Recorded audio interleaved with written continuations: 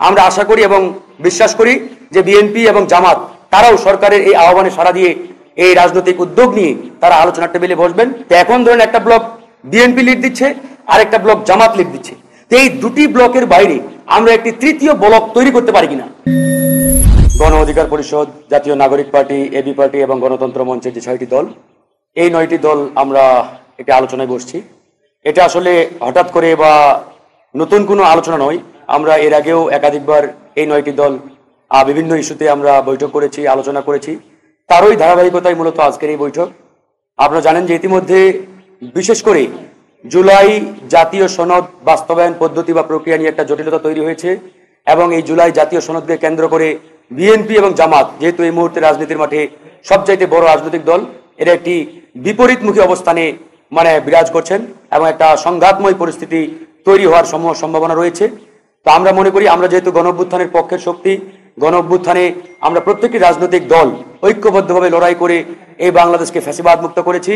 তো আমরা চাই জুলাই জাতীয় সনদ যেহেতু দেশের জনগণের, ছাত্র জনতার আকাঙ্ক্ষিত একটি দলিল, যে দলিল অনুযায়ী আমরা একটি নতুন স্বপ্নের সোনার বাংলাদেশ বিনির্মাণের স্বপ্ন দেখছি, সেই জায়গা থেকে রাজনৈতিক দলগুলোর মধ্যে এই যে একটা দূরত্ব, সংঘাতময় পরিস্থিতি ইতিমধ্যে তৈরি হয়েছে, এটা আসলে ঘুচিয়ে কিংবা কাটিয়ে কিভাবে একটা সুন্দর সমন্বয়ের মাধ্যমে আমরা এটাকে আইনি ভিত্তি দিয়ে বাস্তবায়নের দিকে এগিয়ে যেতে পারি, এটা নিয়ে মূলত আলোচনা হয়েছে। একই সাথে আমরা আলোচনা করছি যে বিএনপি এবং জামাতের সাথে আমরা আলাদা আলাদা বসে বা বৈঠক করি, এই 9টি দলের উদ্যোগে আমরা বিএনপির সাথেও বসবো, জামাতের সাথেও বসবো, বসে আমরা আসলে একটা সমন্বয় করে কিভাবে আসলে এটা একটা পয়েন্টে আমরা আসতে পারি।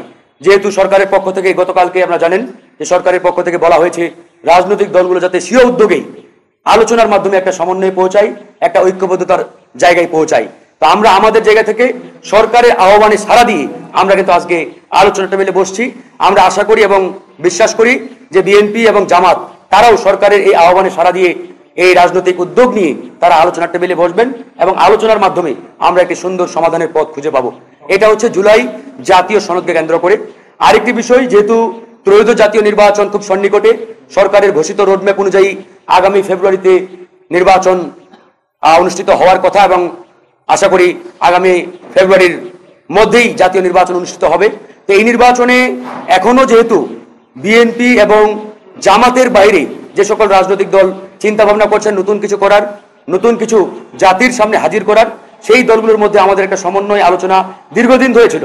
এই দলগুলো আমরা এটাকে আবারও আলোচনা টেবিলে নিয়ে আসছি যে আমরা এখনো যেহেতু বিএনপির সাথে পরিষ্কারভাবে কিংবা আনুষ্ঠানিকভাবে জোটবদ্ধ হই নাই কিংবা জামাতের দিকেও আমরা যাই নাই, তাহলে আমরা আসলে নিজেরাই আমরা কিছু করতে পারি কিনা বা আমরা আমাদের মাধ্যমে একটা নতুন জোটের আত্মপ্রকাশ বা তৃতীয় শক্তি হতে পারি কিনা, এটা নিয়ে আমরা আসলে আলোচনা করছি।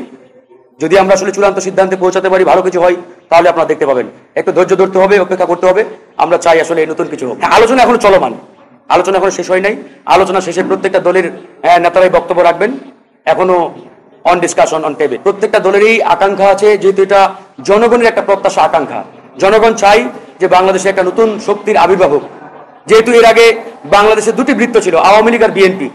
এখন আওয়ামী লীগ যেহেতু কার্যত পক্ষে আগামী নির্বাচনে অংশগ্রহণ করার খুব একটা সুযোগ নেই বা সম্ভাবনাও নেই, তাদের কার্যক্রম নিষিদ্ধ। তো এখন ধরেন একটা ব্লক বিএনপি লিড দিচ্ছে আর একটা ব্লক জামাত লিড দিচ্ছে। তো এই দুটি ব্লকের বাইরে আমরা একটি তৃতীয় ব্লক তৈরি করতে পারি কিনা। আমাদের এই মধ্যমপন্থার যে রাজনৈতিক দলগুলো রয়েছে, আমরা যে 9টি দলের কথা বললাম, এখানে আরো অনেক দল যুক্ত হওয়ার সম্ভাবনা রয়েছে, তাদের সাথে আমাদের আলোচনা হচ্ছে।